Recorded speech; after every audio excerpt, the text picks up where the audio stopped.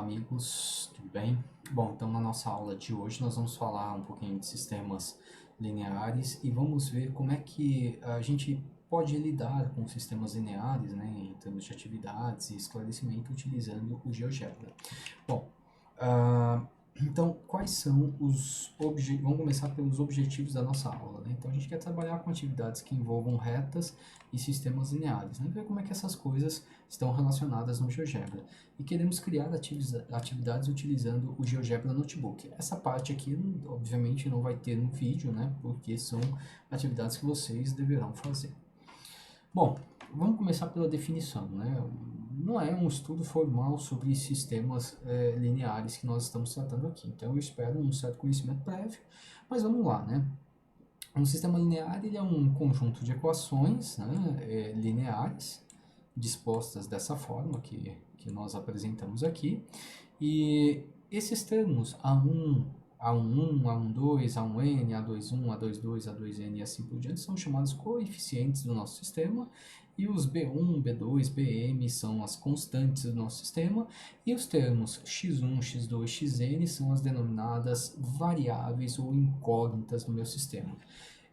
Dizer que um sistema linear, né, que é representado por um conjunto de equações lineares, dispostas de forma linear, tem uma solução, significa que nós somos capazes de encontrar valores para x1, x2, xn, valores reais, que satisfazem simultaneamente todas as equações. Então, embora seja um conceito bastante simples, né, e até ingênuo eu ficar comentando esse tipo de coisa no vídeo, mas é importante que todos tenham clareza do que é a solução e do que é o sistema e que não faça confusões dessas coisas, tá certo? Bom, vamos lá. O GeoGebra, nós vamos utilizar ele em especial para resolver sistemas que estão em R2. Né? Por quê? Bom, porque um sistema linear pode ser interpretado por um conjunto de retas, no caso do R2, onde a solução do sistema é definida, caso exista, pela interseção dessas retas. Né? Nesse sentido, vamos iniciar nossas atividades utilizando a função de interseção entre objetos para promover um método de resolução de sistemas lineares em R2. Quer dizer o quê? Olha, as equações que nós temos no R2, elas são retas, e dizer que existe ou não interseção significa dizer que existe ou não interseção dessas retas. Então é bastante simples isso, e é nesse contexto que eu quero tratar com vocês, que eu quero lidar com o GeoGebra. Então, para começar, né, nós vamos considerar essa equaçãozinha aqui, tá, pessoal? Perdão, esse sistema linear formado por essas duas equações aqui, ó. Tá? A menos x mais 5y igual a 3 e 3x mais 4y igual a menos 1. Será que existe solução? Qual que é a solução, caso exista? Como é que eu obtenho ela no GeoGebra? Então vamos tratar desse exemplo exatamente agora, tá bom? Então, pessoal, para a gente resolver esse nosso problema, né? Então basta a gente simplesmente abrir aqui o nosso GeoGebra e digitarmos as equações que definem o sistema e que geometricamente vão definir nossas retas. Então, no nosso caso, eu tenho a equação menos x mais 5y igual a 3. Né? Essa aqui vai definir uma reta, uma equação. E a outra vai ser a 3x mais 4y igual a menos 1. Vai definir. Então, essas retas aqui são concorrentes, tá certo? E, obviamente, a gente está vendo que existe interseção. Achar a solução do meu sistema linear é, portanto, achar a interseção dessas retas. Então, se eu utilizar a ferramenta de interseção entre objetos, né? Então, por exemplo, interseção entre dois objetos. Eu clico aqui na equação 1, clico na equação 2, tenho o ponto A, sei o que o meu ponto A formado pelas coordenadas menos 0,89 e 0,42 corresponde à solução do meu sistema. Né? É bem simples, né, nós tratarmos desse tipo de problema. Né?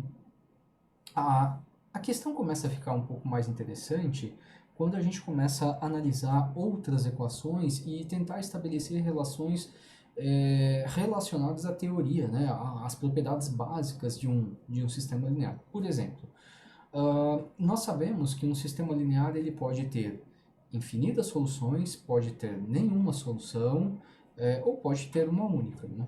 Esse daqui, por exemplo, que nós colocamos, é definido por duas retas concorrentes, então tem uma única interseção.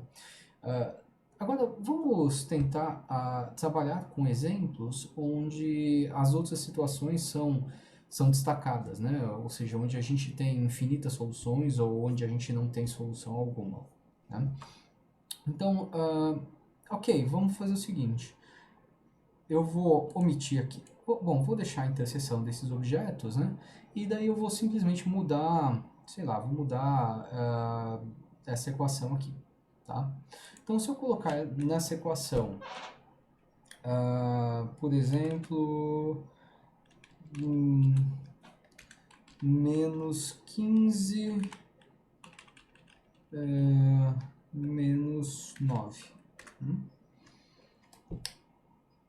Olha só o que aconteceu. Ó, a equação 2 e a equação 1, estão vendo? Ó, eu estou exibindo as duas, né?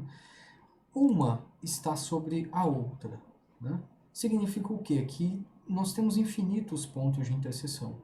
Então, este é o caso, né, clássico, onde nós temos infinitas soluções para o nosso sistema. Vamos pensar agora que esse valor fosse, sei lá, menos 8.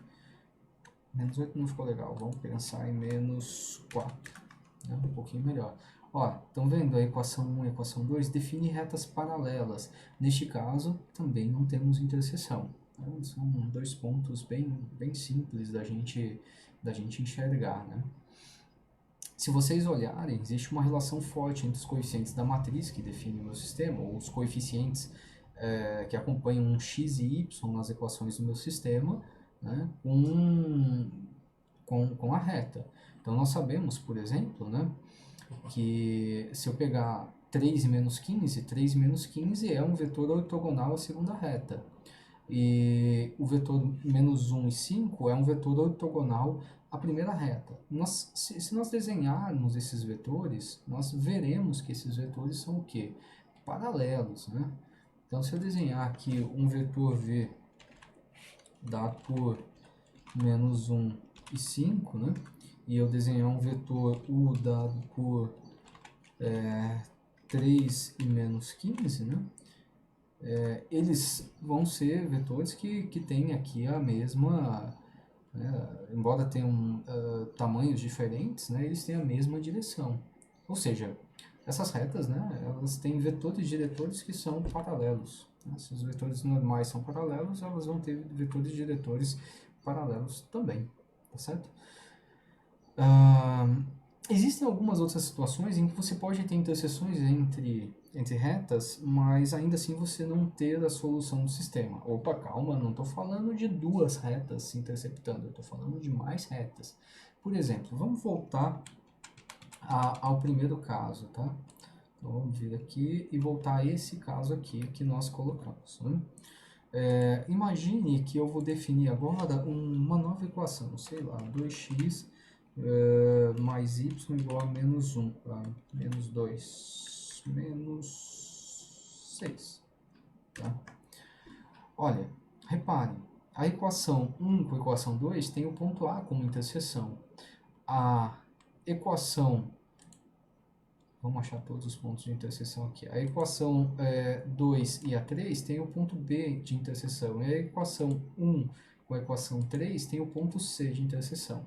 Então você tem duas a duas interseção, mas você não tem um ponto que satisfaz as três equações simultaneamente, né? Se você tivesse, necessariamente você teria que ter as retas passando, todas elas passando pelo mesmo ponto, para que isso acontecesse, né? Então esse aqui é o caso de você ter um sistema onde o M é 3, né? 3 equações, equação 1, equação 2 e equação 3, e duas incógnitas, x e y, né?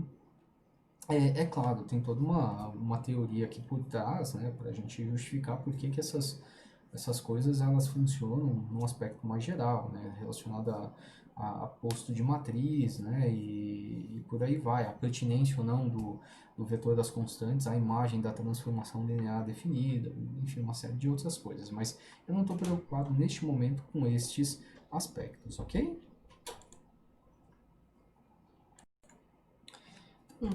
Complementando esse assunto de sistemas lineares, uma construção bem legalzinha aqui que nós podemos realizar é inserir alguns controles deslizantes para representar os coeficientes do sistema e manipular esses controles, né, para tentar enxergar a questão de existência ou não de solução. Isso daí também é uma atividade interessante para que as pessoas percebam, né? Tentem extrair essas condições. E fazer isso é uma coisa bastante simples, né? Então eu posso vir aqui, eu vou inserir 6 controles deslizantes, tá bom? Então eu vou colocar um controle aqui, eu vou deixar todos eles de menos 5 a 5, só vou, para ganhar tempo, colocar um incremento de 0.1. Vou colocar outro controle deslizante, 0.1 também. Outro controle deslizante, 0.1. Outro controle deslizante, 0.1. Outro controle deslizante, 0.1. Então, inserimos 5 mais um controle deslizante agora, 0.1, né, mais um controle deslizante, ok, agora temos 6 controles e vamos criar um sistema AX mais BY igual a C, tá?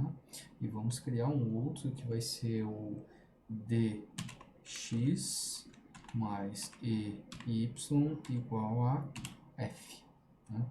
Aqui eles, obviamente, estão um sobre o outro, mas a gente pode ir mudando, né? Muda os coeficientes aqui. Selecionamos a ferramenta de interseção entre dois objetos, tá certo? Vamos selecionar a interseção aqui entre esses dois objetos. Então, olha só que interessante, né? Agora eu posso trabalhar com esses coeficientes, né? E, ó, reparem a construção como fica vinculada, tá, pessoal? Bem interessante mesmo de se lidar. E daí, isso daqui, de certa forma, esses controles vão fazer o quê? Vão controlar né, a direção das equações que definem as minhas retas e o ponto pelos quais essas retas estão passando, né?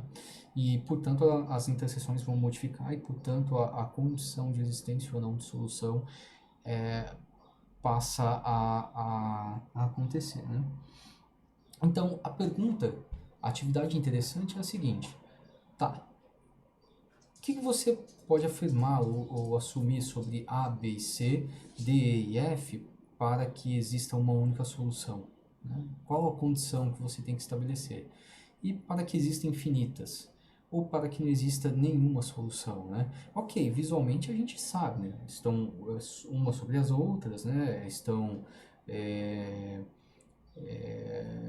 paralelas, né, ou estão se interceptando num único ponto. Agora eu quero que você me diga, só olhando para esses coeficientes A, B, C, D, E e F, qual relação que pode ser tirada. Essa atividade é uma atividade que eu vou deixar para vocês deduzirem, tá bom?